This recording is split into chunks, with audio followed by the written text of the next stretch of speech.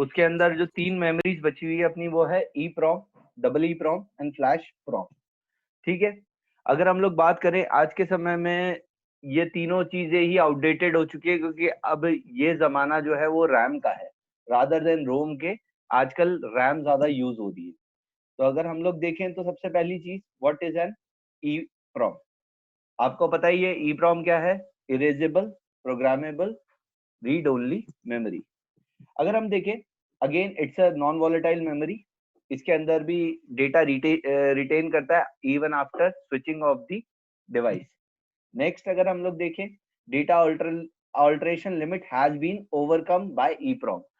Prom के अंदर क्या था कि आप डेटा ऑल्टर नहीं कर सकते थे, एक बार डेटा डाल दिया तो वहीं का वहीं रहेगा, आप उसको ऑल्टर नहीं कर सकते थे।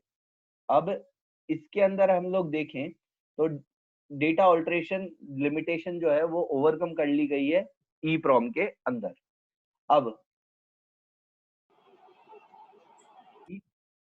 EEPROM can be erased by exposing it to ultraviolet light. यानी इसके अंदर हम लोग जो इरेजिंग का जो प्रोसीजर है वो वाया यूज होता है अल्ट्रावायलेट लाइट के द्वारा off for a particular length of time using an EEPROM eraser.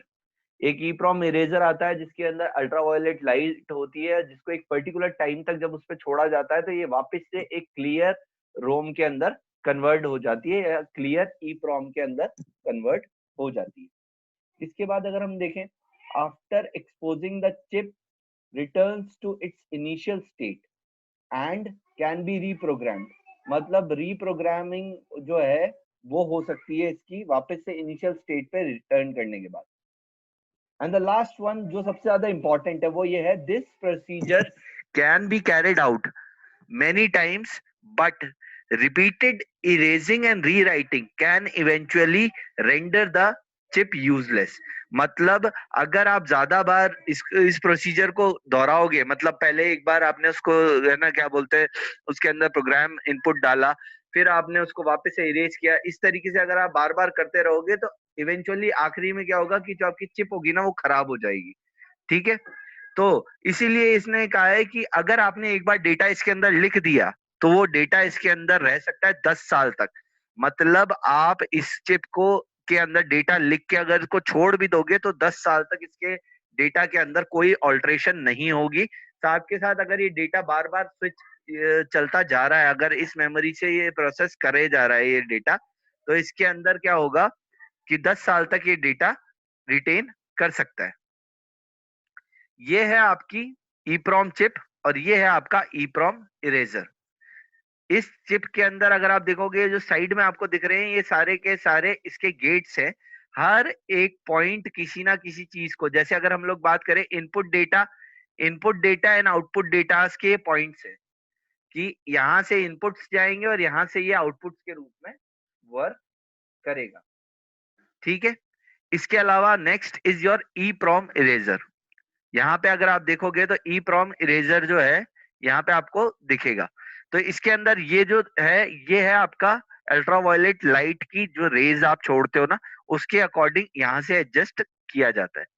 अब हम लोग देखते हैं EEPROM के बेसिकली अगर हम लोग बात करें तो वो क्या है, मतलब EEPROM के अगर हम लोग वो देखें तो हमारे पास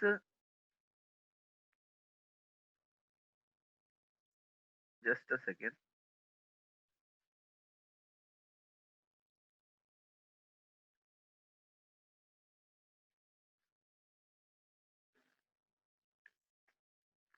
now what are the applications of erasable programmable read only memory. यानी EEPROM की एप्लीकेशंस क्या क्या है। सबसे पहली एप्लीकेशन अगर आप देखोगे इसके अंदर है as program storage chip in microcontroller. ये as a program storage chip microcontrollers अगर आपको ध्यान हो तो ये बेसिकली आपके जो ड्रोन्स के जो रिमोट आते हैं ना, जो आपके ये क्वाडकॉप्टर्स के रिमोट्स आते हैं, जो ड्रोन के रिमोट्स आते हैं उनके कंट्रोलर्स के अंदर ये यूटिलाइज होती है। साथ के साथ आपके जो पहले जो कंट्रोलर्स आते थे, जैसे आपके एक्सबॉक्स के जो कंट्रोलर्स आते हैं, जो वीडियो गेम्स के कंट्रोलर आते हैं, उसके अंदर भी ये माइक्रो कंट्रोलर्स के रूप में चिप स्टोर की जाती है। इसके अलावा नेक्स्ट है फॉर डीबगिंग, मतलब किसी भी जगह पे डीबगिंग के लिए भी ये काम में ली जाती है। इसके अंदर एक पर्टिकुलर पाथ को जब आप वो कर देते हो तो उसी प्रोसीजर को फॉलो अप करता है।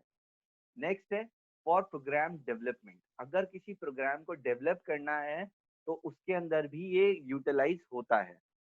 Next is your as a BIOS chip, मतलब बायोस चिप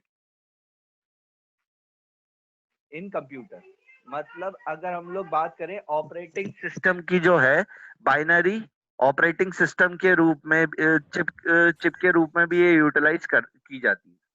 ठीक है, अब अगर हम लोग नेक्स्ट चीज देखें इसके अंदर, तो नेक्स्ट चीज आपको क्या देखने को मिलेगी,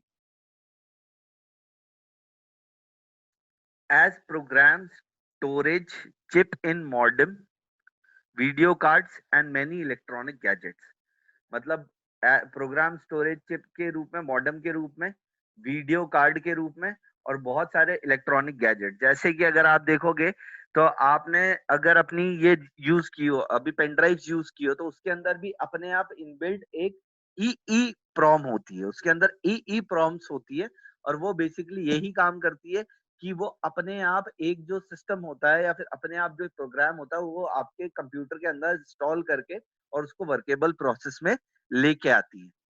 ठीक है, अब एडवांटेजेस क्या है ई प्रॉम के।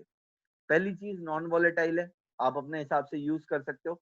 साथ के साथ क्या है कि अगर इसमें वो भी चली गई तो जो इसका मेजर अंदर का अंदरूनी प्रोसेस है, जो इसके अंदर का डेटा है, वो ऑल्टर नहीं करेगा।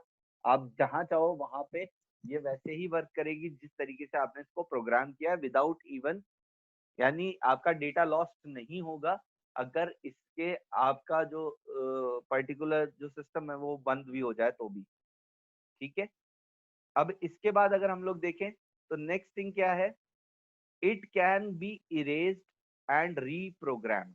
इसके अंदर अगर आप देखोगे तो ये इरेज भी की जा सकती है और रीप्रोग्राम भी की जा सकती है।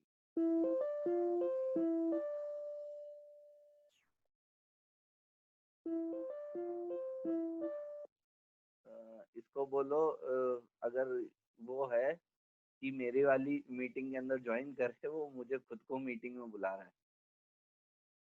सौरभ, सौरभ नहीं, रोहन, रोहन को बोलो हमारी वाली मीटिंग ज्वाइन करे, वो बुला रहा है कहीं, वो खुद की मीटिंग के वो बुला रहा है।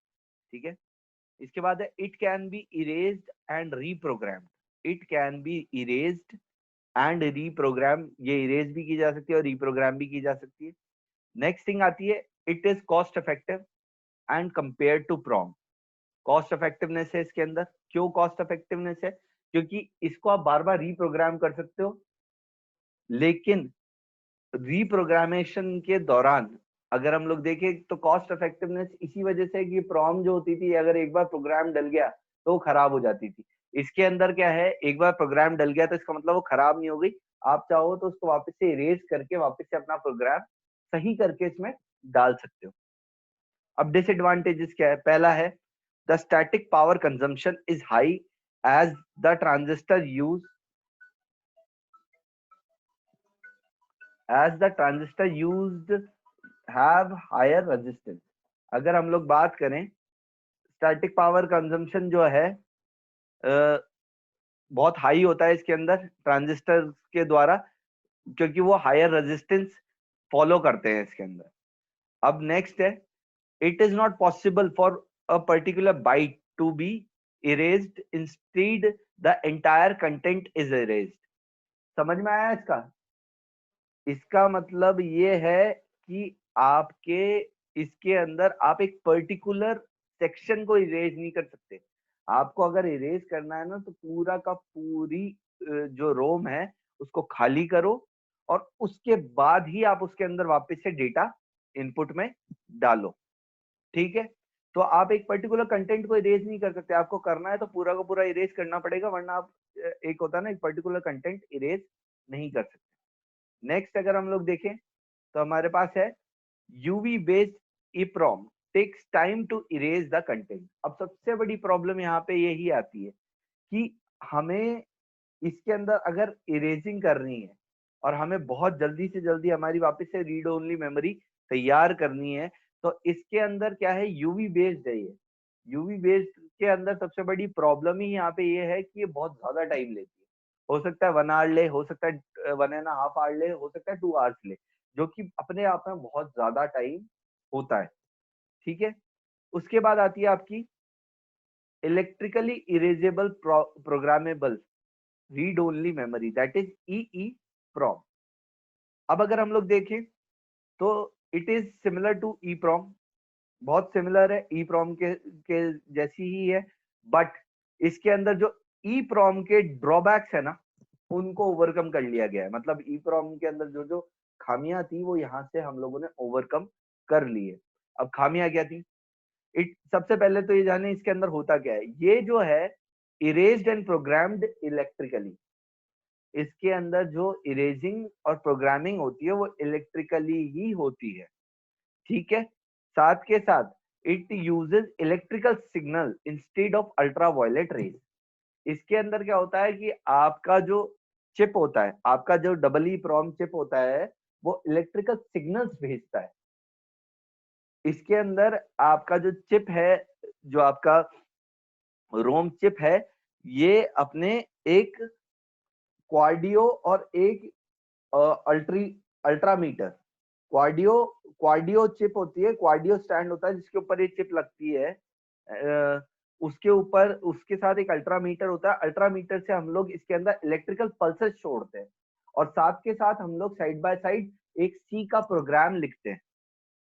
उसके अंदर अगर आपको वो चाहिए तो मैं उसकी भी आपको डिटेल दे दूंगा। वैसे इतनी डिटेल, क्योंकि इसके अंदर क्या है, आपकी जो सी प्रोग्रामिंग प्लस इस चिप को कैसे प्रोग्राम करते हैं, वो पूरा का पूरा प्रोसीजर है, लेकिन वो एमटेक लेवल का है, क्योंकि वो रोबोटिक्स में आ जाता है, सीधी तरीके से वहां पे जाके जुड़ेगा। अभी तो आपको ये जानना है कि इसके अंदर होता क्या है। इसके अंदर ये है, इलेक्ट्रिकल सिग्नल्स के द्वारा आपका जो चिप होता है वो प्रोग्राम कर दिया जाता है। अगर आप देखोगे तो आपको यूट्यूब पे भी बहुत सारे वीडियोस मिल जाएंगे कि प्रोग्रामिंग कैसे की जाती है इन चिप्स के लिए। ठीक है, नेक्स्ट है the erasing and programming of data takes 4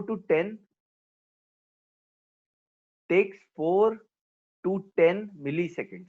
मतलब जहां पे 1.5 से 2 घंटे आपको EEPROM में लग रहे थे, वहीं पे यहाँ पे आपको सिर्फ 4 से 10 मिली सेकेंड लग रहे हैं। यानी आपको कितना कम टाइम लग रहा है इसके अंदर। नेक्स्ट अगर हम लोग देखें, नेक्स्ट अगर कोई कुछ कहना चाहता है,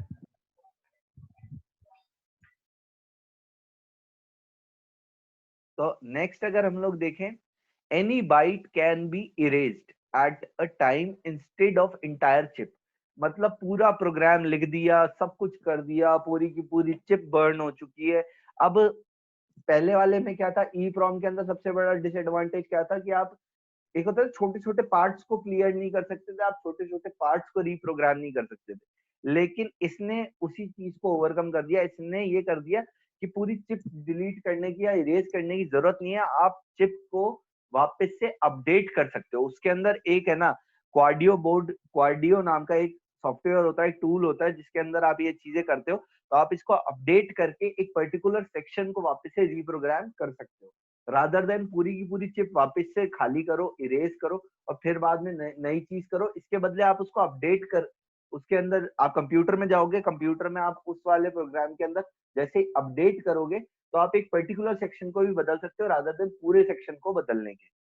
ठीक है, नेक्स्ट अगर अगर हम लोग देखें, the chip can be erased, the chip can be erased and reprogrammed for around 10,000 times। यानी 10,000 बार आप अपनी चिप को वापस से इरेज और रीप्रोग्राम कर सकते हो। लेकिन ये ध्यान रखना, 10,000 बार बहुत ज्यादा बड़ी वो नहीं होती। इसी वजह से कोशिश करो कि इस प्रोसेस के दौरान भी 10,000 बार हमें लगता है बहुत बड़ी चीज हो जाती है, लेकिन 10,000 चेंजेस का मतलब ये एक होता है ना, 10,000 टाइम्स चेंजेस का मतलब ये है कि आपने एक बार कर दिया, 2 बार कर दिया, लेकिन 10,000 के बाद से प्रॉब्लम होनी शुरू हो जाती है। Through the process is flexible but slow. ये जो है प्रोसेस फ्लेक्सिबल है लेकिन बहुत स्लो है, ठीक है, क्योंकि वो वापस से रीप्रोग्रामिंग शुरू करता है। अब हम लोग नेक्स्ट देखें, ये आपकी चिप्स है, ये देखिए, ये ई प्रोग्रामर है। इस चिप को इस प्रोग्रामर के अंदर डाला जाता है। आप अगर देखोगे ये वाला पार्ट इसके अंदर लगता है और ये बड़ा वाला जो पार्ट दिख रहा है वो आपको इसके अंदर लगता है। तो इसके अंदर अगर आप देखोगे ये इनपुट के प्रोसेस है, ये एससीएल है और ये पावर जनरेशन है, मतलब पावर का कैपेसिटर यहाँ पे है। इसके अंदर आप देखोगे डिफरेंट डिफरेंट चैनल्स है।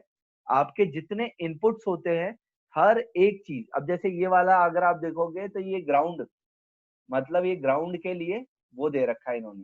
साथ के साथ इसमें एक वोल्टेज वाली साइड भी होगी, वोल्टेज वोल्टेज ये रहा वीसीसी, ये आपका वोल्टेज स्टेबलाइजर है। आपके पास इनपुट्स के रूप में 1 2 3 यानी 1 यानी ये आपको दिख रहे हैं टोटल 6। अब अगर हम लोग देखें तो ये ऑन, ये ऑन, ये ऑन, इस तरीके से कॉम्बिनेशन ऑफ दिस के द्वारा आप इस पूरी की पूरी चिप को, ये पूरे के पूरे जो चैनल्स है इनको आप अपने हिसाब से वो कर सकते हो। कुछ पूछ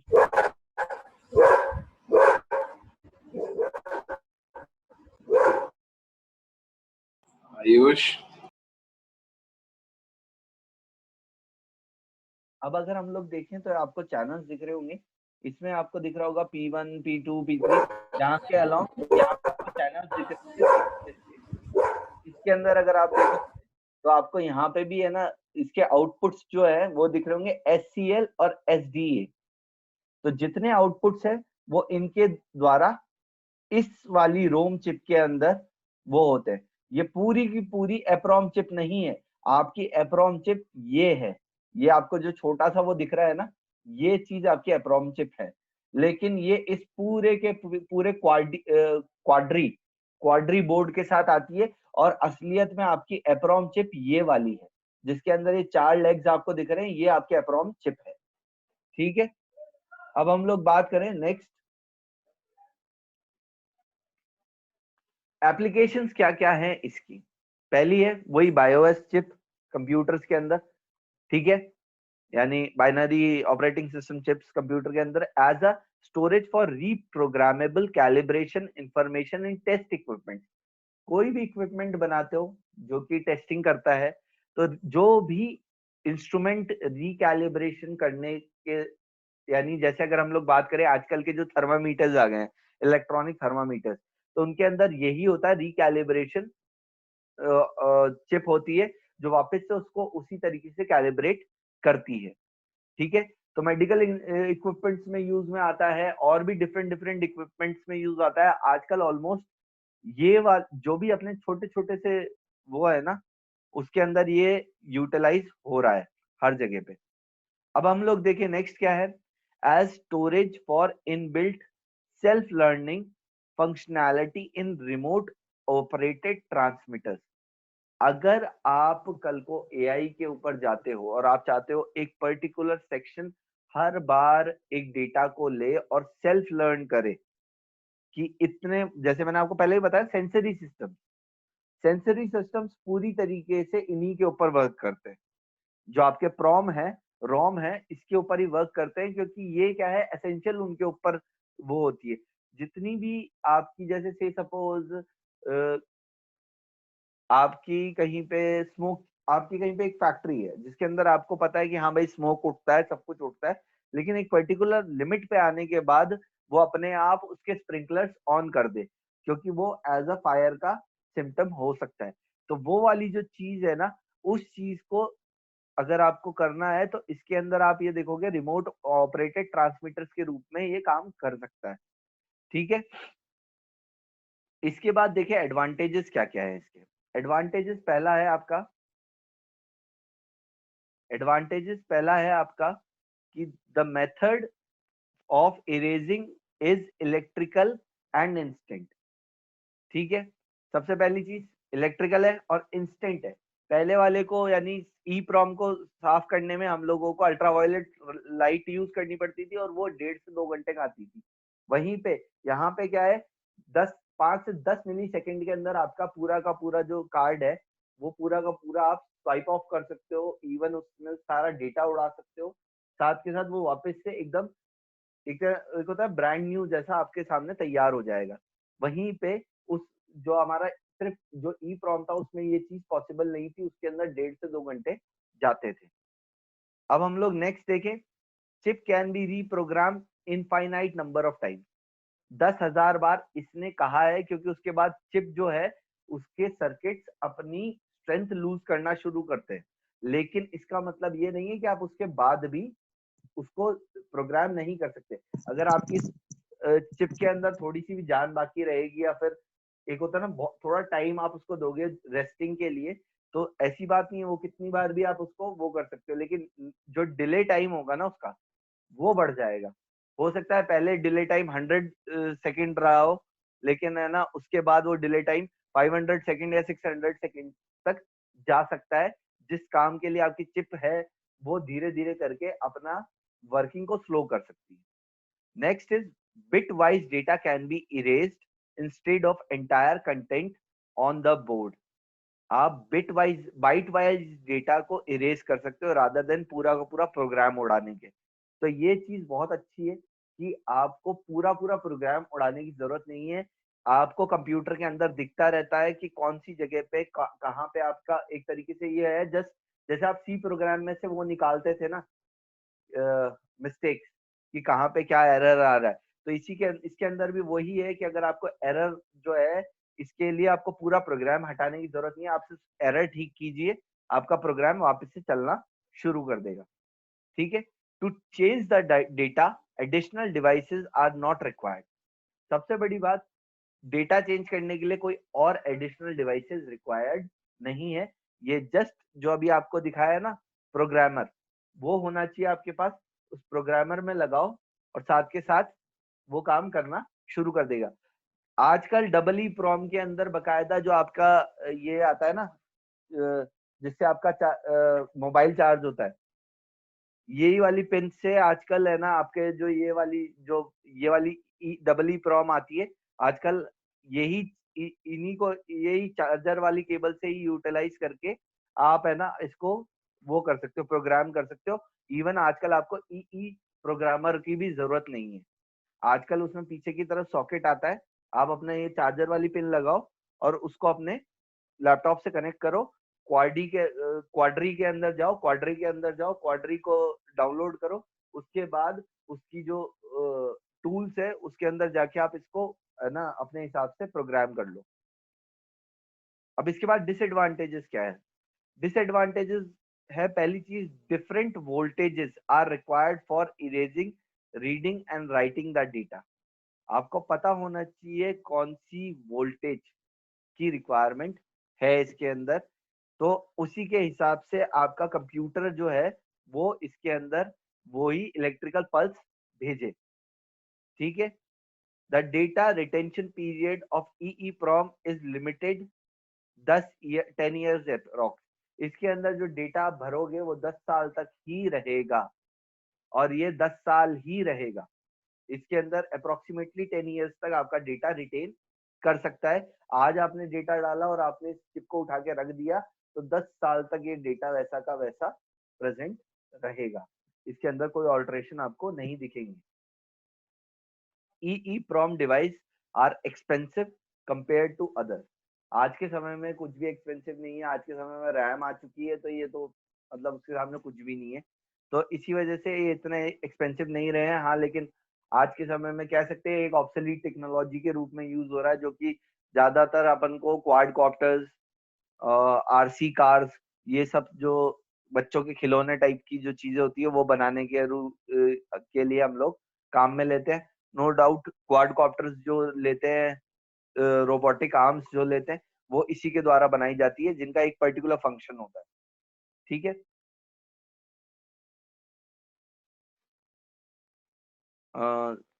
flash read flash read flash read only memory. इसके अंदर हम देखें, it is a universal flash programming non volatile utility used in computer as a storage medium. Computers के अंदर एज अ स्टोरेज मीडियम के रूप में यूज करते हैं। और अगर आपको ध्यान हो तो ये सीधे सीधे बात कर रहा है आपके पेन ड्राइव के लिए। It is a universal flash programming non volatile utility used in computer as a storage medium. ठीक है। It can be electrically erased and reprogram. इसके अंदर भी इलेक्ट्रिकल पल्सेस जाती हैं, वो इसको इरेज और रीप्रोग्राम कर सकती है, same as PROM. In this double E PROM, in this memory block of data, ये इंपॉर्टेंट है, 512 bytes can be deleted and written at a particular time. मतलब आप 512 बाइट्स को डिलीट भी कर सकते हो और लिख भी सकते हो एक ही समय पे। ये सबसे इंपॉर्टेंट चीज है, 512 बाइट्स आप लिख भी सकते हो और डिलीट भी कर सकते हो। ये है आपकी आज जो फ्लैश ड्राइव होती है, वो कुछ इस तरीके से आती है। ये जो बीच वाला जो आपको कंपार्टमेंट दिख रहा है, इसके अंदर अगर आप देखोगे तो ये जितने आपको यहाँ पे दिख रहे हैं इनपुट्स एंड आउटपुट्स की रेंज है ये, कि यहाँ से आपके इनपुट्स आते हैं और यहाँ से आपके आउटपुट्स निकलते हैं। तो ये वाली जो पूरी की पूरी यहाँ से लेके यहाँ तक की आपको जो दिख रही है, ये इनपुट्स की रेंज है। ये वाली आपकी इनपुट्स की रेंज है और ये सारे की सारी जो है ये आपकी आउटपुट्स की रेंज आ रही, डिफरेंट डिफरेंट आपके वर्किंग सिस्टम से। ठीक है। इसके बाद अगर हम लोग देखें एप्लीकेशन क्या है फ्लैश रोम की, पहले the latest technology computer uses BIOS stored on flash memory chip called flash BIOS। अगर आपको आपका कंप्यूटर चाहिए बहुत ज्यादा फास्ट, मतलब ये अपन लोग बहुत पुरानी बात कर रहे हैं, लेकिन जब हमारे आप समझो डुअल कोर और ये सब आए थे ना, इंटेल विंटेल की जो प्रोसेसिंग चिप्स होती है, वो सारी की सारी इन रोम के ऊपर ही चलती है। तो जब फर्स्टली फ्लैश रोम जो है वो आपका प्रोसेसर है। ये बायोएस चिप जो होता है ना आपका अंदर का, इंटेल का जो प्रोसेसर आता है, जो ये प्रोसेसर आता है, ये वो ही है। तो बेसिकली अगर हम लोग बात करें तो इसी वजह से आजकल हमारे कंप्यूटर्स को स्टार्ट होने में उतना टाइम नहीं लगता जितना पहला लगा करता था। तो क्योंकि कि आजकल फ्लैश बायोएस इसके अंदर पहले से स्टोर्ड होते हैं। Next, modems, pen drive, small cards uses flash ROM. भाई मॉडेम्स यूज करते हैं, पेन ड्राइव यूज करते हैं, और जो स्मॉल कार्ड्स है अपने, जो कि आजकल यूटिलाइजेशन होते ही नहीं है, वो सारे के सारे इन चीजों, इस फ्लैश रोम को यूटिलाइज करते हैं। मैंने पेन ड्राइव के बारे में आपको पहले ही बताया था। फ्लैश ड्राइव जो होती है वो इसकी तरह काम करती है। एडवांटेजेस क्या है? पहली है हाई ट्रांसफरिंग स्पीड। आपने पेन ड्राइव लगाई, अपने आप जो उसको प्रोसेस करनी है वो कर देगा और सामने आपके पास फोल्डर खुल जाएगा। ठीक है, तो हाई ट्रांसफरिंग स्पीड रखती है। Second, it saves data when turns of, preserve it's state without power. ये चीज रोम के अंदर होती है, ये हम लोग जानते हैं कि जो भी डेटा है वो आपका टर्न ऑफ होने के बाद भी वहां पे प्रिजर्व